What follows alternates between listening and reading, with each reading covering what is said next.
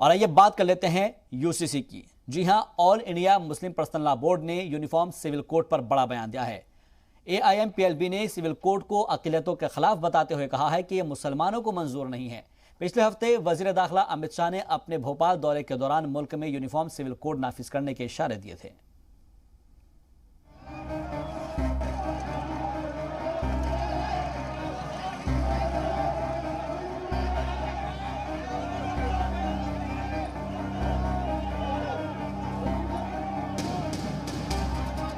पहले एनआरसी का मुद्दा, फिर शहरियत कानून और अब यूनिफॉर्म सिविल कोड पर आर पार की लड़ाई दिख रही है।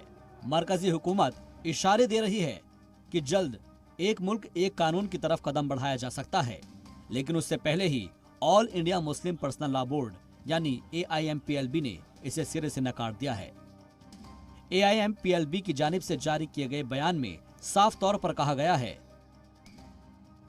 कि मुसलमानों को यूनिफॉर्म सिविल कोड मंजूर नहीं है।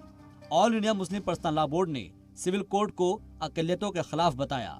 एआईएमपीएलबी ने कहा कि उत्तराखंड, यूपी सरकार या मरकजी हुकूमत की जानिब से यूसीसी का राग अलापना बिला वक्त बयानबाजी के अलावा और कुछ नहीं है। बयान में कहा गया है कि हर शख्स जानता है कि इसका मकसद बढ़ती हुई महंगाई, गिरती हुई मईशत और बढ़ती बेरोजगारी जैसे मुद्दों से ध्यान भटकाना और नफरत के एजेंडे को बढ़ावा देना है। ये अक़लियती मुखालिफ और आईनी मुखालिफ कदम है और मुसलमानों के लिए बिल्कुल भी नाकाबिल कबूल है। बयान में कहा गया है कि all India Muslim Personal Law board इसकी शदीद मजम्मत करता है और सरकार से अपील करता है कि वह ऐसे कामों से परहेज करे। All India Muslim Personal Law board ने यह बयान अमित शाह के बयान के बाद दिया है। दरअसल 4 दिन पहले भोपाल में वजीर दाखिला अमित शाह ने कहा था कि अब बारी कॉमन सिविल कोड की है। उन्होंने उत्तराखंड में पायलट प्रोजेक्ट के तौर पर कॉमन सिविल कोड नाफिज किए जाने का भी जिक्र किया। सीएए, राम मंदिर, दफा 370 और ट्रिपल तलाक जैसे मुद्दे के फैसले हो गए हैं। अब बारी कॉमन सिविल कोड की है। उत्तर प्रदेश की योगी सरकार भी यूनिफॉर्म सिविल कोड नाफिज करने की तैयारी कर रही है। डिप्टी सीएम केशव प्रसाद मौर्य ने कहा कि पहले की सरकारों ने अपीजमेंट की सियासत की वजह से इस पर ध्यान नहीं दिया, लेकिन मुल्क को अब इसकी जरूरत है। गृह मंत्री जी ने जो कहा है, हमारे पूर्व राष्ट्रीय अध्यक्ष जी ने जो कहा है, वह ऐसी बात कही है जो इस देश की जरूरत है। एक देश में एक कानून सबके लिए हो, इसकी आवश्यकता है।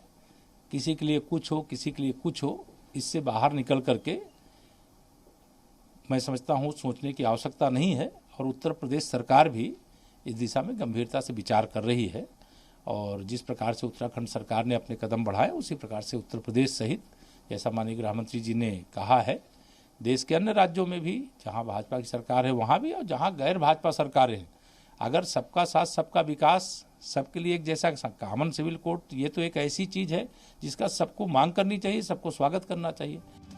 सिविल कोड पर चल रही बयानबाजी के बीच आपके लिए ये जानना भी जरूरी है कि आखिर यूनिफॉर्म सिविल कोड है क्या।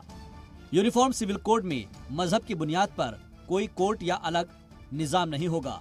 इसके नाफिज होने से मुल्क में शादी, तलाक, उत्तराधिकार, गोद लेने जैसे सामाजिक मुद्दे एक समान कानून के अंदर आ जाएंगे। आइन का आर्टिकल 44 इसे बनाने की ताकत देता है। इसे केवल मरकजी हुकूमत पार्लियामेंट के जरिए ही नाफिज कर सकती है। हिंदुस्तान में इसे नाफिज करना आसान नहीं होगा क्योंकि इसकी मुखालफत जारी है। ब्यूरो रिपोर्ट, जी मीडिया।